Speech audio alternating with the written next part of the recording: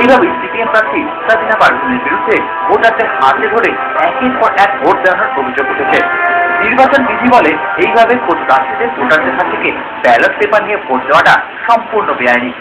কিন্তু সিপিএম প্রার্থীর সাফাই, যারা চোখে দেখতে পান না, যাদের হাত কাঁপে, তাদের অনুরোধই নাকি তিনি এভাবে ভোট দেওয়াচ্ছেন।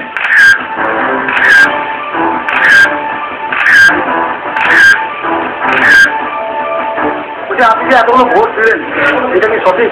হ্যাঁ, এটা সঠিক। ওরা নিজেরা পারবে না বলে আমাকে দেওয়া হাত কাঁপে, অনেক জায়গা দেখতে পায় না ভালো করে। কিন্তু এইভাবে পাশে অন্য লোকের হয়ে ভোট দিলে কি সঠিক? যারা দেখতে পাচ্ছে ওরা নিজেরা আমাকে বলছে, ওই জন্য দিই।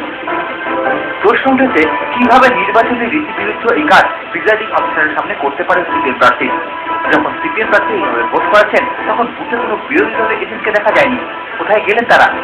তার আনন্দে কেন্দ্র বিশালপুরের এই 2/2 নম্বর বুথে ভোট দেওয়ানোর এই চাঞ্চল্যকর ছবি দেখানোর পর নড়ে চড়ে বসে জেলা প্রশাসন। জেলা শাসক ঘটনাস্থলে গিয়ে খোঁজ খবর নিয়ে ওই বুথের প্রিজাইডিং অফিসারকে সরিয়ে দেন। পরে গ্রেফতার করা হয় তাকে। গোপাল চট্টোপাধ্যায়, বীরভূম।